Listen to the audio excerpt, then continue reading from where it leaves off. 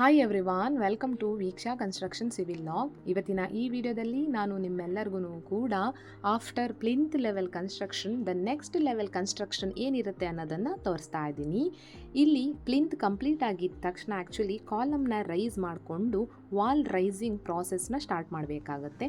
There are two types of walls, load bearing walls, another one non load bearing walls ಅಂತ.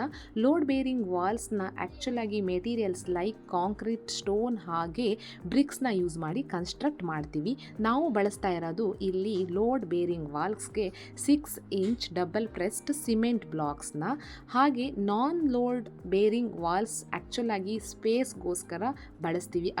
ಅದಕ್ಕೆ ನಾವು actually 4 inch ಬ್ಲಾಕ್ಸ್ನ use ಮಾಡ್ತೀವಿ. ಅಂಥ ಟೈಮಲ್ಲಿ ಕಾಂಕ್ರೀಟ್ನ ಬಳಸಿಬಿಟ್ಟು ನಾವು ಅದನ್ನು ಕನ್ಸ್ಟ್ರಕ್ಟ್ ಮಾಡ್ತೀವಿ. ಸೊ ಇಲ್ಲಿ ಲೋಡ್ ಬೇರಿಂಗ್ ವಾಲ್ಸ್ ಆ್ಯಕ್ಚುಲಾಗಿ ನಮ್ಮ ಒಂದು ಬಿಲ್ಡಿಂಗ್ ವೆಯ್ಟ್ಗೆ ಸಪೋರ್ಟ್ ಮಾಡುತ್ತೆ ಅಂತ ಹೇಳ್ತಾ, ಹಾಗೆ ಸಿಲ್ ಲೆವೆಲ್ ತನಕ ಕನ್ಸ್ಟ್ರಕ್ಷನ್ನ ಸ್ಟಾರ್ಟಿಂಗ್ ಮಾಡ್ಕೋಬೇಕಾಗತ್ತೆ. ಸಿಲ್ ಲೆವೆಲ್ ಕನ್ಸ್ಟ್ರಕ್ಷನ್ ಅಂದರೆ ನೋಡಿ, ವಿಂಡೋ ಫ್ರೇಮ್ ಬಾಟಮ್ ತನಕ ನಾವು ಕನ್ಸ್ಟ್ರಕ್ಟ್ ಮಾಡೋದು ಅಥವಾ ಡೋರ್ ಫ್ರೇಮ್ ಬಾಟಮ್ ತನಕ ಕನ್ಸ್ಟ್ರಕ್ಟ್ ಮಾಡೋದಕ್ಕೆ ಸಿಲ್ ಲೆವೆಲ್ ಕನ್ಸ್ಟ್ರಕ್ಷನ್ ಅಂತ ಕರಿತೀವಿ.